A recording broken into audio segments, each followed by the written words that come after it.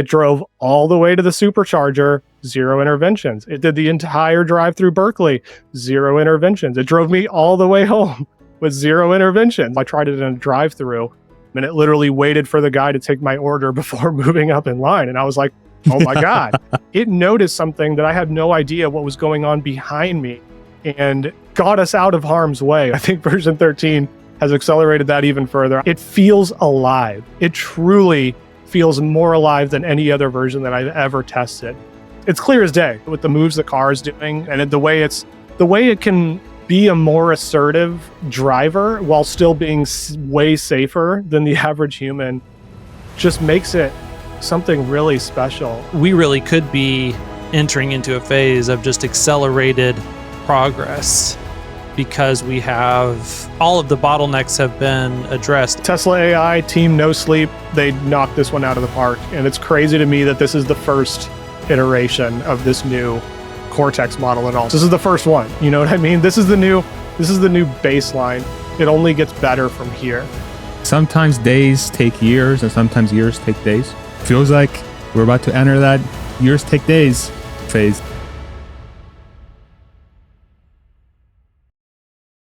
Everything went so well that I was like, is this real life? Like, surely this cannot be how the car is. So I didn't want to release a video saying, oh, everything's perfect minus these little bugs. I actually wanted to push the limits and find out where I could really make it struggle, which is why I brought it to the Berkeley Hills, which is a very common place that I test almost every version on my channel over the years.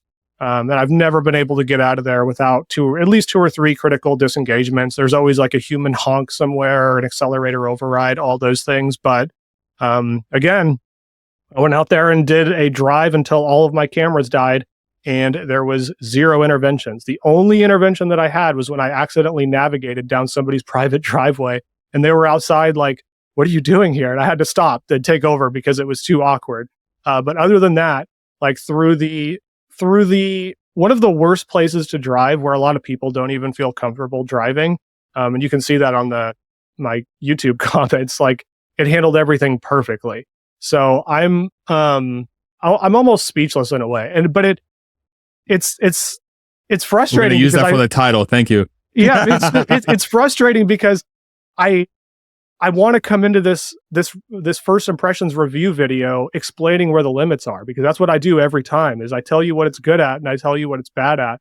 But God, so far it's been unbelievable. And I feel like I don't have enough to say. Like I can only say how much better it is so many times, and I'm going to make a video and I'll post it. And I'm going to try to be as critical as possible. But God, the Tesla AI team has absolutely killed it. I think Elon's 500% or 6x improvement comment is likely correct. I think it's that or above. Honestly, it's wild.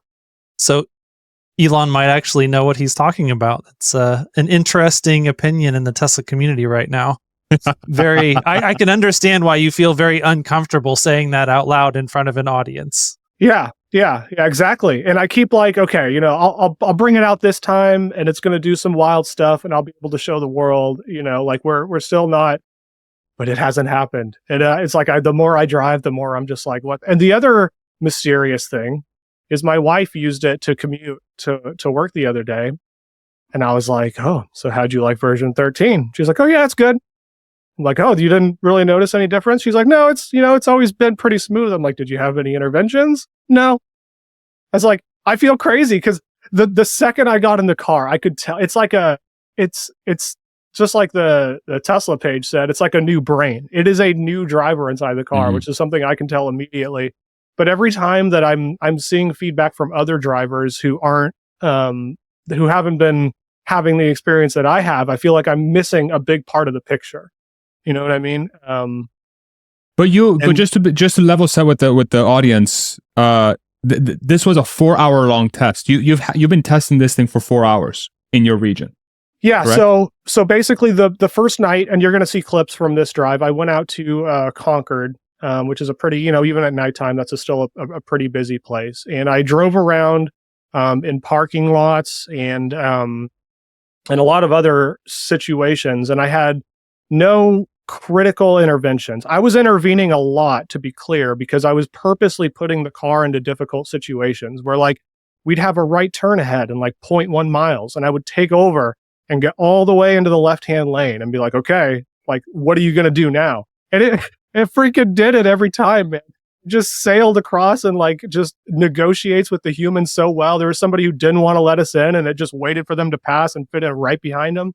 Like, and the smoothness and the planning ahead is just so crazy. Can you double click on that one for a second, JD? Because that was one of the things that it seems like I'm noticing, as far as I can tell in all the clips that I've watched, is that medium to long range planning seems like it's way better. And like, from my perspective, that medium to long range planning was one of the biggest problems with FSD v12. So tell us more about that from your perspective and your experience. Yeah, it definitely seems like it's really tough because the car feels like it can see better than ever. One of the comments my wife did say that she noticed was that it slows down on the freeway earlier, because there's sections of the freeway where everybody will get up to like 60 or 70 miles an hour and then it's just a complete stop. And she always used to complain that it braked too late. And she says it's doing a much better job with that. The interesting thing is the visualizations look identical to version 12. So like I can feel in the car that the car is seeing better than ever, but it doesn't really reflect on the visualizations. And I'm thinking now that the visualizations that we're seeing are probably completely disconnected from the actual driving of the car. I actually have a few examples of when we were sitting at a stoplight and I look back at the recording and the light will turn green and you can see the path planner start accelerating forward before the visualization changes to a green light. So the car is literally making that decision to go forward before the visualization has a reflection of it. And you know how fast that happens. It's like, very, very quick. But I have many examples of that. And I think through the entire night of driving, there wasn't one human who beat it off the line at a stoplight, which is pretty wild. Wow. Okay.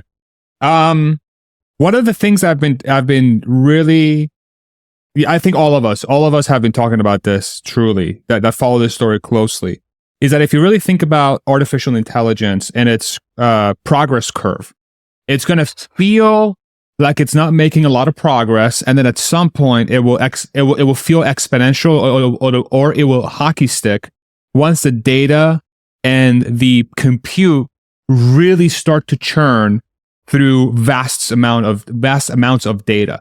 And one of the sort of examples I've used in the past, which kind of loosely ties to this, is if you think about when computers beat humans at chess, they got really close for a long time and then they blew past them. And then with Go, they were able to get very close to a human and then they blew past them, right? So on, we can come up with different examples as well. Hearing version 13 and experiencing V12, V11, V10 in my poor old hardware 3 car, okay, I've not only felt but seen this sort of exponential progress curve start to really take off from a capability perspective, but also from a pace of improvement perspective, right?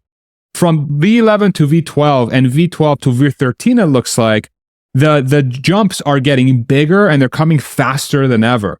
And it's a result of just throwing vast, and I say just very loosely, but relative to heuristics, human code, it's collecting massive amounts of data and throwing it at massive amounts of compute. Would you say that V13, based on the experience you have had so far, does it confirm that thesis? Does it loosely confirm it? Still up in the air? I would love to hear your thoughts. For me, it's definitely confirmed that I think we're in the beginning of the AI S-curve related to self-driving. We obviously saw some of the biggest differences when version 12 initially released, and they've been kind of poking at it, making it better and better. But it's obvious that this retrain that happened on Cortex with all hardware 4 data, and I don't forget what they said, like 4.5 times the amount of data as the last model, is making a profound difference. And the craziest thing to me is, usually with these very first releases, it does a lot of things better, but you're going back in a lot of other ways. You know what I mean? And I was fully expecting that to be the case with version 13 as well. And like I said, there are some of those things, like it's dry wiping the windshield all the time. It seems to detect bad weather when there is no bad weather, a lot more than version 12 was doing. It's when it's in certain profiles, it won't reverse, et cetera, but none of the issues that I've experienced have been related to driving performance. The driving performance is absolutely incredible. And I did not think they would be getting to this point. Like, this feels like a version 13 way down the line to me. You know what I mean? Minus those little small issues that I've been talking about. It's insane to me that this is the new base. Like, it's going to get better from here. Yeah. Wow. It makes me, that's the reason why I haven't released the video, and I've just been releasing these clips because, like, I don't know what to say. Like, you're afraid to say that it's solved. You're afraid to say that it's solved. Yeah, this is the beginning of the end. Honestly, as you were speaking, JD, I put it. So usually, what I do is I try to put on down working titles for our videos, podcasts and stuff, just to kind of, because freaking making a title for a video is one of the hardest things ever. And literally, the working title is Tesla FSD v13 self-driving is finally solved. No hyperbole. I'm trying to be making a factual statement, right? Tell me why that's a hyperbolic statement.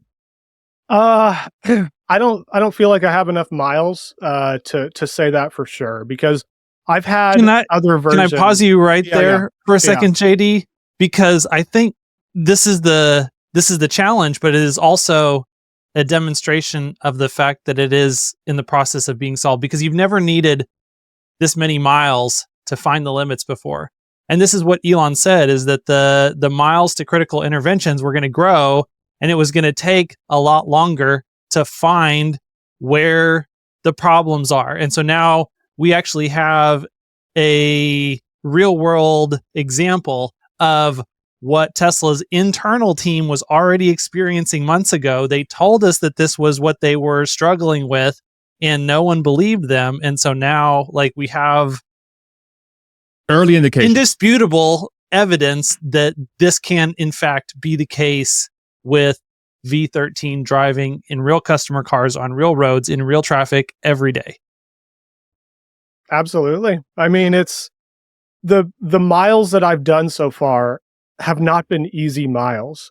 They're stressful for the best of drivers. Like, I purposely took it to the hardest places I know how to drive. These places where there's a lot of pedestrians and cars around. There's really tight corners where the car is going to have to, a lot of the parking lots I went into were in the dead of night, because I wanted to see if it would still be smooth when it's pitch black outside, if it could still because it's basically just relying on those B-pillar cameras to see the curbs and stuff. And it drove like it was in the daylight, like no sudden maneuver or harsh braking. Like, if the car went into the wrong lane and was going into oncoming traffic, I'd love to show you, because I've done that in previous versions. I'd be like, okay, yeah, this is, it's all there. Here's all these impressive things, but it's also still capable of this. But I didn't have one of those experiences where I could point out, oh yeah, this was a critical intervention. And the day after that, I literally stayed up late. I made the video and I was like, I can't release this. There's no way. I'm probably wrong about all this, because I saw all the other feedback coming in about the problems people were having and the red hands to take over immediately. And I'm like, okay, I probably just got really lucky on that first drive. So I went to Berkeley the next day, in the Berkeley Hills, the absolute stress test. It drove all the way to the supercharger, 0 interventions. It did the entire drive through Berkeley, 0 interventions. It drove me all the way home with 0 interventions. And parking spot to parking spot, right? That's another thing too. Well, so the end is a little sketchy. Sometimes it will actually back into a supercharger stall, and other times it will just stop at the end of the destination. So I literally have navigated to the same place twice. Like, there's a Target that's close to me that I go and supercharge at all the time. The first time I navigated there, I literally drove up to the front door, in front of a crowded area, and shifted itself into park. And it's like, okay, we're here. You know what I mean? And that's obviously not what you're supposed to do. I navigated to the same point. It's the same navigation point on the map. And this time, the car actually went and found a parking spot. So I wouldn't say that part's super reliable yet. But yeah, I think they're at least gathering the data now to to be able to solve that part. Like they didn't used to have any data in the data set of it doing it right sometimes and it doing it wrong sometimes. So now like it's within the scope and we're gathering the data at the beginning and end to now improve the reliability there as well. And there's precedence, right? And there's precedence that methodology is going to work because they've been able to do that with the actual driving of the car. And so now they're going to churn that flywheel for the arrival, the last 100 feet and the first 50 feet, or, I guess the first 10 feet is probably not that hard, but the last 50 to 100 feet is going to be probably their next thing. But they have nothing fundamental has to change. They just give it the data, and the more compute they have, the faster they can arrive to the finish line, right? Yeah. This is a lot of what we were. This is a lot of what we were talking about before. We were saying we started seeing the car do all these crazy things. Like with version 12, I tried it in a drive-through, and it literally waited for the guy to take my order before moving up in line, and I was like, "Oh my god," you know what I mean? And it's just this is just such a big extension for that because it's like it knows what to do in all these situations. I told Farzad about this the first night, but when I came back, here's another great example. I was on the freeway and I was in standard mode. I've been using standard mode the entire time. I haven't changed it because I want to get a good baseline. But it was in the lane next to the fast lane, and there was cars consistently passing me, which was fine. And then suddenly the car moved over to the far right edge of the lane. And I was like, what the heck? Because the car wasn't, the car to our left wasn't getting anywhere close to me. And I had no idea why it did that, And I thought I was going to be able to pull the Tesla cam footage and maybe it like detected something on the road or something, or maybe there was some glare that I could talk about. But what had actually happened is I looked in the side repeater camera and this van was swerving in its lane before it approached us. It was swerving. And then even though it was holding its lane, when it passed us, like 5 or 10 seconds later, the car seemed to remember that this car was swerving and it moved to the side of the lane. And I say those things and I don't want to tell you, all these things that have happened to me could be absolute flukes. You know what I mean? And I don't want to just go out there and say oh, this is what it does because I don't know for sure. But that happened. You know what I mean? It noticed something that I had no idea what was going on behind me and got us out of harm's way almost. Not sure if it did it on purpose. The release notes say that it still doesn't have that 3x context window that is coming in a future update, but it's already doing stuff like this, which is wild. Wow. Okay. So I mean, oh my God. So this is the weird thing about this discussion, right? This is such a weird discussion because, again, many of us that followed this story closely felt like this is a thing that will happen, right? We didn't know what it would feel like. We didn't know what it would look like. We didn't know in what context it would happen. When it would finally happen. Finally happen. But it feels like, again, more data has to come in. More people have to have v13. There needs to be regulatory approval, honestly. And, it's funny I bring that up because with Trump now winning and Elon and Trump being, best friends and the Trump wanting to appoint a new Secretary of Transportation that's going to prioritize federal regulation around self-driving technology. And now with v13 coming out, we have getting a lot of visibility into the on-ramp, right? It's it's just, and I keep going back to this feeling. It feels like, although it's not completely finished, it's obvious that it will be, and it will be very soon, right? Especially with the ramp of compute, because Tesla's not done. They're not done buying chips. They're not done making the process more efficient. They're not done collecting data. I mean, it's to your point, it's just getting started. They're not done with their next generation hardwares. There's an AI 5 coming out and an AI 6 coming out, right? So this flywheel is going to keep churning ever faster and with more data, right? So, and this is early. I don't know. We love playing guessing games here, right? So this is what we do. Does unsupervised, so meaning that, because this is really the last step before robotaxi, right? So we're in the current, we're like 2 steps before. Unsupervised is the next, well, there's 2 more steps. Unsupervised, then regulatory approval, right? Like those 2 steps need to happen. Well, actually 3. Unsupervised, enough data for regulatory approval, right?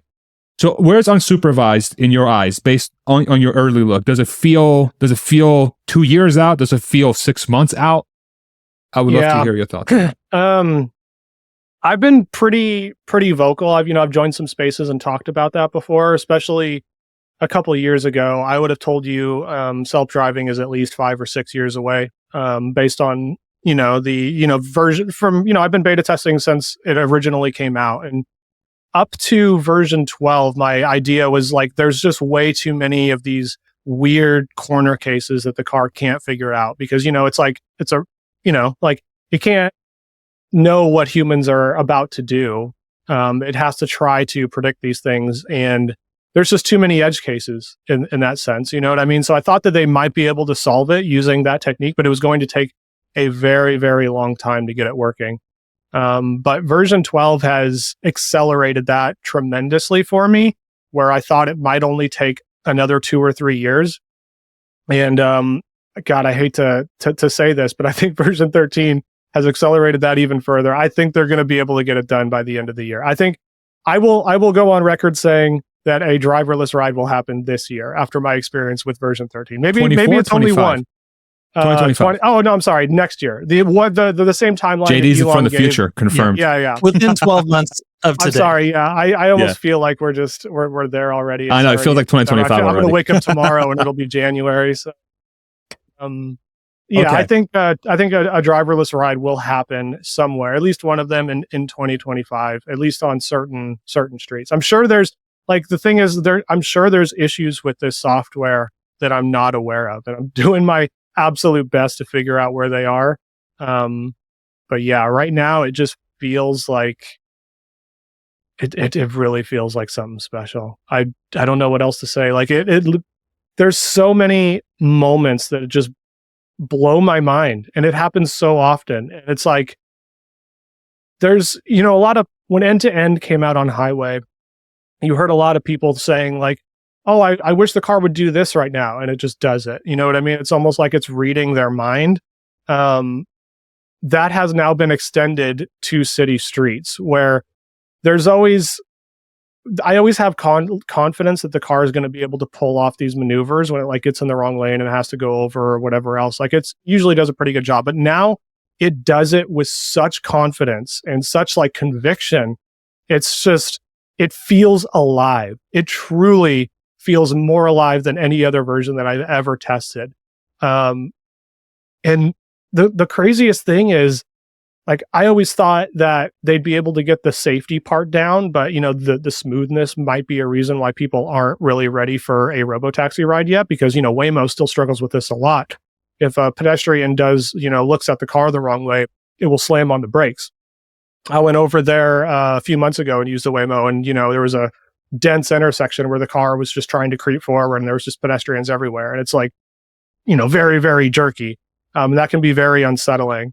And a lot of people that I've given full self-driving rides to in the past, like my mom, for example, the car will do one awkward lane change, or it'll like shift over in an unexpected way on the freeway, and all trust is lost, right? Like once it does something that you're like the pit of your stomach was like, whoa, you know what I mean? Like the trust isn't there anymore. But I think this is the first version that I haven't had a single one of those experiences. Every move that it's done it intentionally.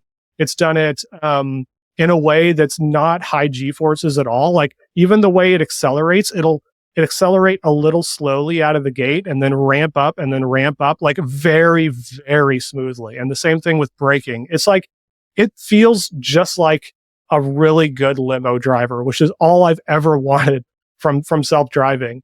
You know what I mean? And I feel like they've been able to accomplish the safety and the smoothness in one version, which it doesn't feel real, and that's why I keep going back. And I'm like, all right, I'm going to find the limits today. I'm going to go out there and I'm going to, and then it doesn't happen. So and obviously, there's issues, don't get me wrong, but not for driving. Well, I think I have a new good proxy for how close we are to solving FSD. It's the number of days from when JD gets his new version until when the video finally releases. That might be a pretty As good that metric. number grows, then we are Yeah. closer and closer. If AI wanna tell driver people what they goes wanna away, hear. it's solved.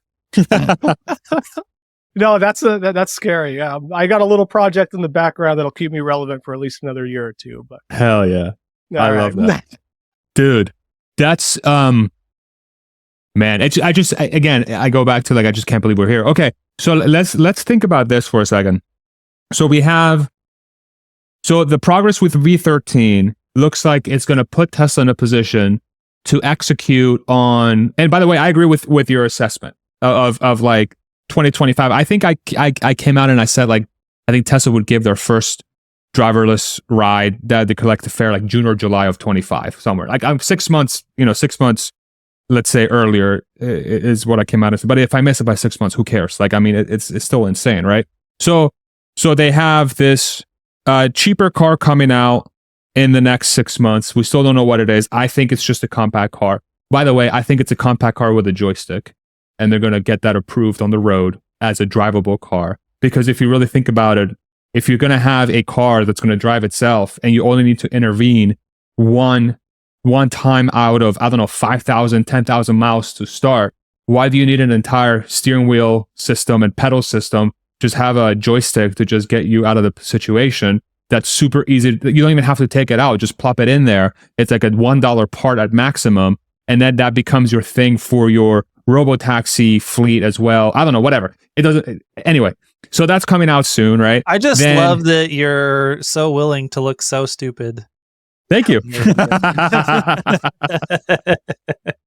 Listen, if I feel something in my bones, I gotta say it. Yeah. Yeah, I gotta. Why do you think the joystick is stupid? No, I don't know if it is or not. It's just like a wild prediction. It's still out there. So yeah, it will appear stupid unless it comes true. In which case, you'll be able to come back and be like, "Ha." But think about it from first principles, right? Think about it from a first principles perspective. Okay, if you have a car, so why is the steering wheel and pedal system a good system? It's because for somebody that needs to interface with the car all the time, it's the best way to put in an input that people are used to, right? But if now you're selling a car where 99.99% of the time, 99.999% of the time, you're not going to expect it to put in an input. And then when you're doing an input, it's just getting it out of a sticky situation or taking over and doing a very quick maneuver, okay? Why carry all that extra load and all that extra cost for that one very specific situation every once in a while, maybe like once a year? It makes no sense. And there's no regulations that say you have to have steering wheels and you have to have a braking pedal and 100%. 100%. That's so weird that we haven't already, just like thinking about the fact that's why handicap cars are allowed. Oh, that's true. Yeah. Yeah. So I guess why don't we have cars that you can steer? Legacy. You expect Legacy Auto to make such a. I guess that's true. Yeah. Yeah, because like there's nothing that's actually more ergonomic. Fighter pilots have to fly jets for marathon, and like you can be in the cockpit for 12 to 18 hours if you have to fly across the world, and you're just going from tanker to tanker to tanker, and the whole time you're just either on autopilot or using your joystick. So yeah, I don't know why we couldn't do that in automotive. And so I was looking on this while I was on my Thanksgiving break. I was looking into like, okay, now with V13, when the news broke that it came out, I was like, okay, so what does this mean if you have a car? Like, again, like my conundrum is I'm trying to figure out what the hell this cheaper car is. And I'm trying to figure out why Tesla is showing this compact car so early and why they have it everywhere. I'm like, why are you hyping this up so far ahead of time? When is the last time Tesla has done this, truly, where they've hyped this far away product that they're like, this is not going to have a steering wheel and pedal. Well, let's set that aside. Set that one aside. So that's my confusion. They have like 20 of them already. Like they have a testing already in Texas. I really think that they are if there's a company that's going to come out with a brand new way to interface with a car, it's Tesla. And if you're thinking about like V13 to me is a confirmation that they're extremely confident that by the middle to end of next year, if somebody doesn't want to drive in their Tesla, they won't have to. And if they don't have to, why do you put a steering wheel and pedal in there when you can just have a fucking joystick? It makes, or just do it on the screen or something, right? So I really think, man, I don't know. I don't even know where I'm going with this, but it's like, I really think Tesla is going to come out with the compact car, this CyberCab. That's their new car. That is their new car next year. And it's because of V13. Because they're going to be able to say it doesn't have a steering wheel and pedal, and they're going to sell it as a drivable car without a steering wheel and pedal, but with a joystick instead. And that's going to blow freaking people's minds. They're going to be like, well, I want a steering wheel and pedal on my Tesla. Okay, buy a Model 3. I want 4 seats. Buy a Model 3. I want to carry my kids. Buy a Model Y. You know? You don't want any of those. You just want to get from point A to point B, pennies on the dollar. You don't want to have to drive. Okay, buy a CyberCab with a joystick, which will be all the CyberCabs. And then when you're at the point where it's unsupervised or where it's level 4 or 5, where people, like by law, they can't interface with the car, disable the joystick. Just turn it off. The $1 part. You already have, it's already brake-by-wire. It's already electronically controlled. It's already drive-by-wire on the accelerator. Tesla just came out with steer-by-wire on their Cybertruck. Gee, I wonder if they can implement that in the CyberCab. As soon as you do that, it's an electronic input. Just throw it to the joystick, and then when you don't need to do it, just disable it. Just turn off the... Anyway, how crazy do I sound? Tell me, please. It actually makes a lot of sense to me. And, I've been somewhat skeptical of the idea that the new models in 2025 that are supposed to be built on the same lines as the current Model 3 and Model Y were going to be super close to what they've shown us the CyberCab is going to look like. But I think the argument that you're making sounds very much like Tesla, and I wouldn't be surprised. JD. No, my I agree. fellow Tesla brother. Yeah, when you first said that, I just thought it was such a wild idea. But yeah, after talking that through, I really think it makes a lot of sense, especially if they can get the CyberCab out to people. And it doesn't even, like, that would make it so that you could, even if you live somewhere crazy, and the car only is able to autonomously pull up to like your driveway and it's not able to actually get in, that would allow you to actually own that car and be able to get it like in and out of your garage and stuff. And yeah, that's a pretty wild thought. It really is. I haven't really thought about that before, but it doesn't really, I think they've officially said that it's not going to have a steering wheel, but that doesn't mean it's not going to have some other manual controls. Yep. Right. And it also fits with remember the Reuters report where they canceled that one model of the compact vehicle that did have the steering wheel and pedals? It's like, well, yeah, if you decided you're going to make a compact vehicle that you are going to be able to control with a joystick instead of with steering wheel and pedals, then of course you're going to cancel the version that has the steering wheel and pedals, and all of the suppliers that were bidding to give you steering wheel and pedals parts are going to get the shaft. But like literally, yeah. Yeah, I think I told everybody this, but I've quadrupled my short position on steering wheel since version 13 came out. Oh my God. And again, and I go back to this weird proposition that Tesla's in, given that they are going to solve self-driving very obviously, right? I mean, to me, this discussion and the people that follow Tesla closely, it appears very obvious that they will solve self-driving. And they have released their product that's going to be the majority share take rate of those self-driving miles, which is a 2-person CyberCab, okay? And they're saying they're going to get to volume production by 2026, which is at least 2 million units per year. But the regulations in basically the entire world will not allow you to get to 2 million unit run rate anywhere close for probably a decade or more, potentially, right? It's going to be a long pathway. So what do you do in the meantime? You make it drivable. You sell the same exact car. You get your volumes up, right? So that you can actually have a volume capacity of 2 million units per year by 2026. We all know how expensive manufacturing is. Tesla would be the dumbest company in the world if they're willing to make 2 million of these per year by 2026, fully expecting to sell these into markets where they approve self-driving. That's impossible. Like, that's just not the reality that they're in. But if people can actually drive it, even if it's one time per year with a joystick, then all of a sudden you are front-loading the supply of truly driverless vehicles years before they're approved everywhere. And Tesla's making money on them. Well, and let's take it one step further. If you are taking out the steering wheel and pedals and you want to minimize the amount of input that is going into the joystick, you could potentially also make it mandatory that they are subscribed to FSD. Right. As part of the purchase agreement. Or build it into the cost of the car. Do something. 100%. It's like 100%. And listen, and they could come out with a thing where the joystick is just better than a steering wheel and pedal. Like, we don't know that.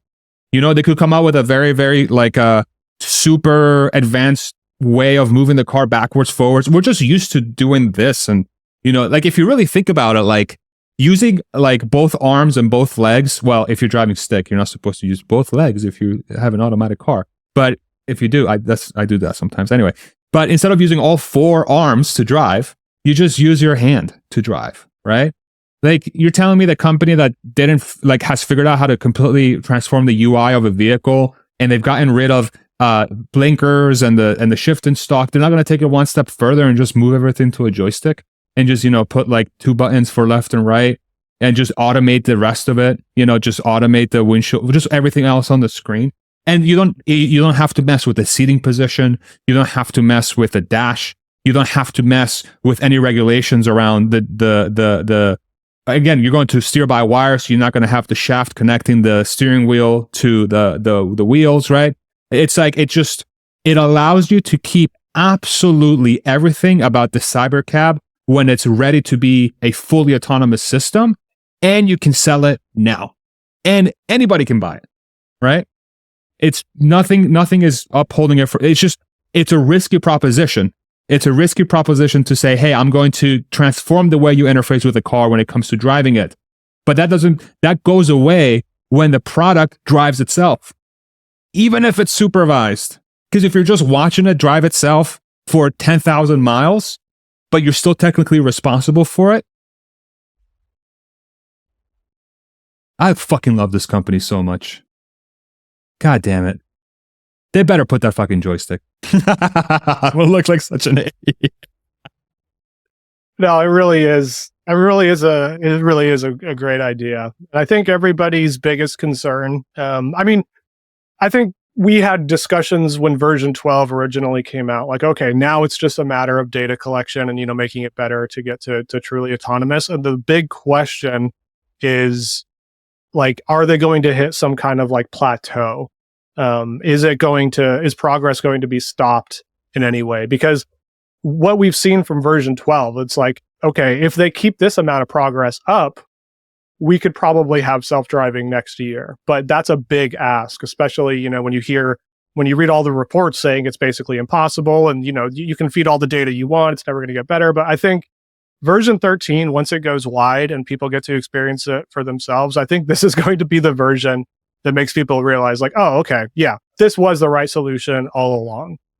It's clear as day, with the moves the car is doing, and the way it can be a more assertive driver while still being way safer than the average human, just makes it something really special. Like I mentioned, like version 12.5 was the first one where I was like, okay, this is smoother than the majority of Ubers that I've ever been in. This is way more comfortable, because I'm a terrible backseat passenger when it comes to Uber, and they're all, doing these crazy things.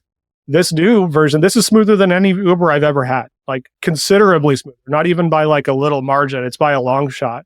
I feel way more confident in the car's abilities than I do about the average Uber driver. And I'm sure there's, I've only had it for a couple days. I'm sure there's things that I'm missing, but so far on my few hundred miles, man, it's clear as day to me what's about to happen. So have y'all seen the the tweets by Yunta Tsai on the way that the system was kind of re-architected from the ground up? I think I did, but please share with this is a Tesla engineer on the AI team, correct? Yes. Yeah. And he's actually been one of the engineers who's shared a lot of kind of like information that at least I find to be highly interesting. And so the first tweet, he's saying, insane product push on the week of my birthday, which was the Thanksgiving week. We refactored the entire system to drastically simplify the pipeline, direct photons to control, yet providing a lot more functionality under the same, I'm going to think that's supposed to say unified framework. And then he goes into a bunch of like nitty gritty details, which I think are interesting, but I don't think most of the audience will probably care about. So then John Krause asks, is this a bigger leap technically and experientially than V11 to V12?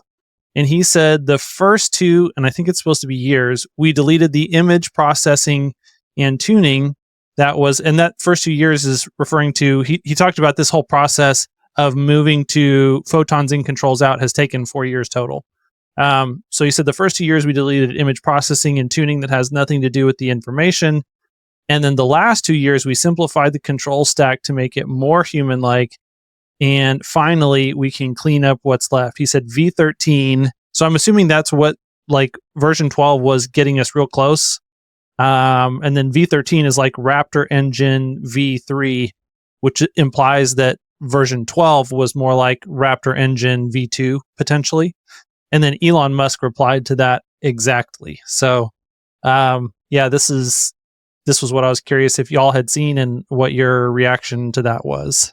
I mean, I think my takeaway is this lines up perfectly with what we've talked about, which is making it feel extremely human-like, right? Making it feel like it's almost reading your mind, or it's doing exactly what you expect it to do in almost every situation. Let's say I love how their methodology aligns with the whole premise of just simplify, just remove all the crap, and just go as simple as can be, and just make the AI do its thing. Just get out of the AI's way. That's the way I'm reading what Tesla has had to do for the last 2 years. Like as they move from heuristics to neural nets, just get out of the AI's way. Just let the AI figure it out, and then we'll just interpret what the AI is doing. So that's my takeaway. What's yours, JD? He's just stunned, speechless. Yeah, it's over. It's done. It's really tough. I didn't expect it, you know. I completely agree with everything that he said. It feels so different. That's why, you know, like I said, I'm having a hard time getting this video out because I feel like I don't know it well enough. I don't know well enough to like explain it in a way that it's not that you don't know it looking for. Because you do know it. It's just that you don't know where the limits are. Yeah. Yeah. You know what to expect most of the time. Yeah, exactly. And obviously, you know, if you look at those Raptor engines, you know, version 3 of the engine is so simple. And I look at that and I go, like, why didn't they just build it like that the first time? But like, huge engineering effort goes into making something complicated so small and eloquent. And I feel like that's probably what's done with version 13. Especially like the thing that was kind of odd for me is I was expecting new visuals, or at least, you know, the visuals to change a little bit. Like if the car can see better now that it's trained on hardware 4 data, but none of that changed. I feel like the visuals are just for us now to feel more comfortable with what the car is doing. I think they're completely disconnected. Yeah, I really wish I had more to say. Like I really, if it doesn't feel real. I mean, that's the best possible outcome. I feel like Hans is here sharing a picture of the Raptor 1, Raptor 2, Raptor 3. There's version 13 right there. Crazy. That's so beautiful. I feel like if you're autistic, this is like porn. You're looking at it like, oh my God, that's incredible. Yeah. Oh man, that's so sexy. It really is. Yeah, and that's what Simplification is they've the done best. with self-driving. And like I said, I think once it rolls out once it rolls out wide, I think it'll become very, very clear, and there won't be much of an argument anymore of like if Yeah. Tesla is going to solve self-driving. The argument now will become when, and who knows? It might not happen next year. You know, they could run into some issues or whatever that I'm not seeing, but I think the argument is going to drastically shift from where like, oh yeah, a vision approach is not possible. You need LiDAR. The B pillar cameras aren't in the right spot. Blah blah blah. It'll be more of like, okay, when now? When is it to the level of drastically safer than the average human? Yeah. I think that'll be the new question going forward. I think one of the things that I'm most excited about right now is the fact that we've heard that version 13 was trained entirely on Cortex, which implies that the maximum amount of training that could have gone into the core v13 model is a couple of months. And so like it took us a long time to build up enough training capacity to even train version 12. Wow. And if, you know, now we've got our whatever 60, 70,000 H100s that are able to do this, and they can crank out a model of the quality of v13 in a couple of months, and we're going to get another 50, 60, 70, 100,000 H100 equivalents sometimes over the next 12 months. And like they're already training a new next version 13 core model, like now, that we really could be entering into a phase of just accelerated progress, because we have all of the bottlenecks have been addressed, assuming that, like, I think to JD's point now, like we're really seeing that validation piece does become really hard when you're struggling so much to find the limit, find the areas where it breaks, find the flaws. Then that ends up becoming the new bottleneck. And so it'll be curious to see how Tesla and Elon solve that problem specifically. But we're at least in a stage where the progress is faster than it was during V12. And like, think about how much progress we have experienced just this year. Like at the beginning of this year, we were all still on version 11. And then you and a couple other people got version 12 like early on in the year, but it still didn't go out to anybody for so long. And then if we see, like, most people are saying that version 13 is already almost ready for wide release. So if they can go from the AI drivers and the Omars and the Chuck Cooks having access to v13.2 to wide release in less than a month, that will already be a dramatic acceleration compared to when they first launched version 12.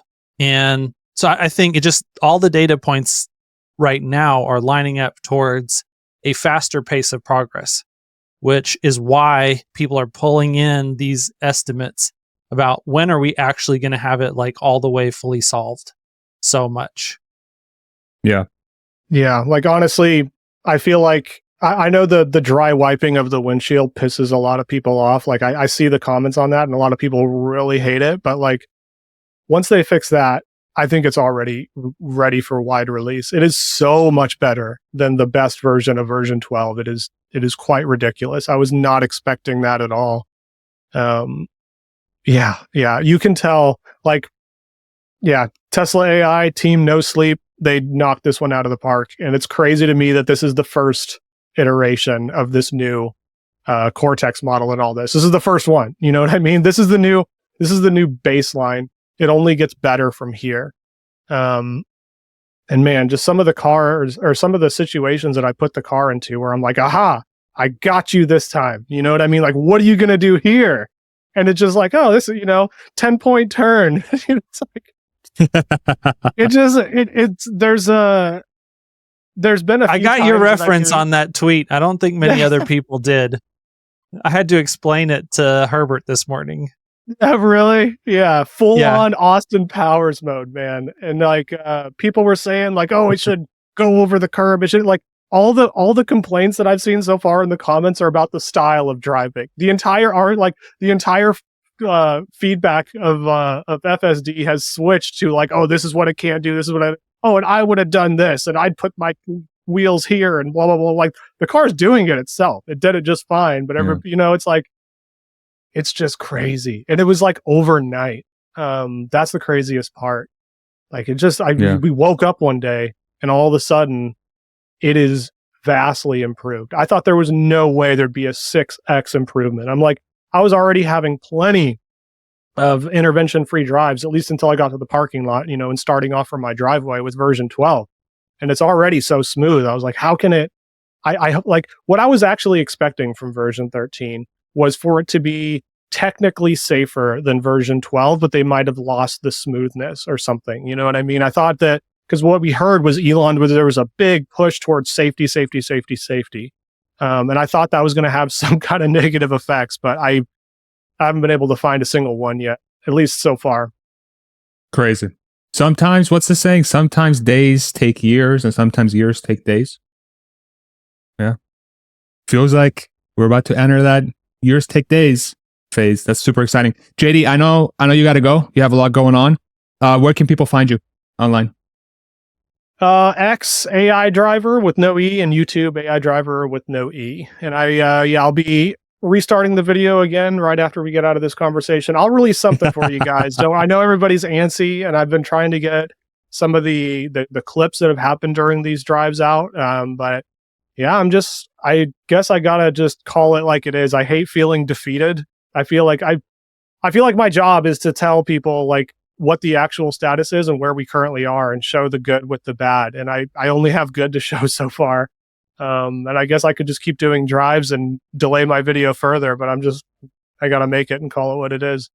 I think just getting it out there. I mean, listen, I think an AI driver video that is very low or missing in criticism is a gigantic milestone for the technology.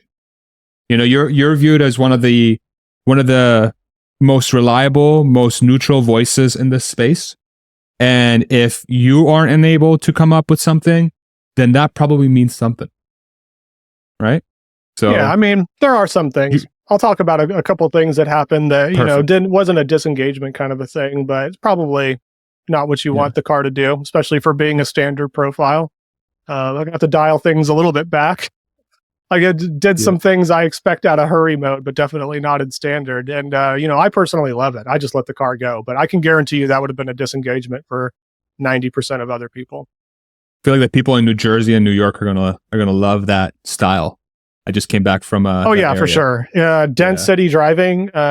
It's really, really, really good. What I think is going to be interesting is once it expands to other parts around where there's not a lot of Teslas being driven, because a lot of people saying, it's so good just because you're in California. And for all I know, that very well may be true.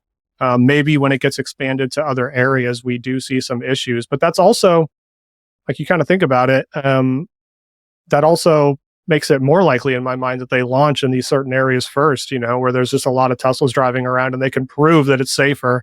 Even if some other people are having problems in other parts of the country, doesn't mean they are going to stop driverless for it. They'll just only have it operating in the places where it works well. And, so far in California, at least, I brought it to all the places where it didn't work well before. And I haven't been able to break it. Yeah. Crazy. Hans, did you want to throw something in before we let JD go? I just wanted to thank JD for predicting that we were not going to get version 13 this year so that it could finally be delivered. 4 for 4. 4 for 4. Yeah. Hours later. 4 for 4 on this. Yeah. Keep it up. All right. Crazy. I can't wait to see the video. Coming soon, hopefully. We'll see. I might try to go break it one more time today before I start, but we'll see. I'll get it out. Give it a shot. I'll get it out. Love it. All right. I'm going to end the recording.